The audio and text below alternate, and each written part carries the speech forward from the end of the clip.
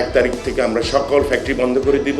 দেশের সুতা উৎপাদনকারী মিলগুলো রক্ষায় সরকারের থেকে কার্যকর উদ্যোগ না থাকায় 1 ফেব্রুয়ারি থেকে অনির্দিষ্টকালের জন্য সব টেক্সটাইল মিল বন্ধ রাখার ঘোষণা দিয়েছে Bangladesh textile mill association BTMA।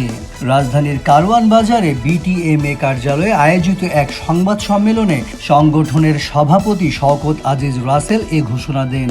Shawkat Aziz Rasel বলেন, 1 ফেব্রুয়ারি থেকে ফ্যাক্টরি বন্ধ থাকবে। আজকে আপনাদের মাধ্যমে আমি ঘোষণা দিচ্ছি 1 তারিখ থেকে আমরা সকল ফ্যাক্টরি বন্ধ করে দিব। আর আমাদের ব্যাংকের টাকা ফেরত দেওয়ার কোনো সিস্টেমই নাই, কোনো উপায়ও নাই। আমরা যে পুঁজি দিয়ে ব্যবসা করি, আমাদের পুঁজির পরিমাণ অর্ধেকের নিচে নেমে গেছে। মালিকদের আর্থিক সংকটের চিত্র তুলে ধরে তিনি আরো বলেন, আমাদের পুঁজি অর্ধেকেরও বেশি কমে গেছে। ব্যাংকের টাকা শোধ করার কোনো উপায় নেই।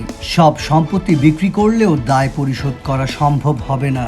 সমস্যা সমাধানে বিভিন্ন সরকারি দপ্তরে ঘুরেও কোনো কার্যকর সমাধান পাওয়া যায়নি বলে অভিযোগ করেন BTMA সভাপতি।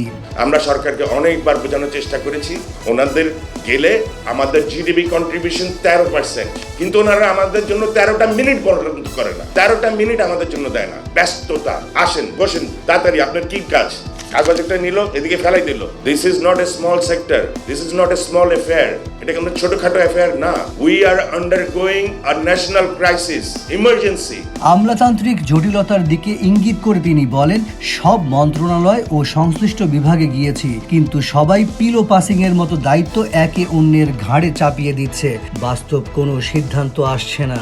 BTMA এর পক্ষ থেকে দ্রুত নীতিগত সহায়তা ও শিল্প বান্ধব সিদ্ধান্ত না এলে পুরো খাত আরও গভীর সংকটে পড়বে বলেও সংবাদ সম্মেলনে আশঙ্কা প্রকাশ করা হয়।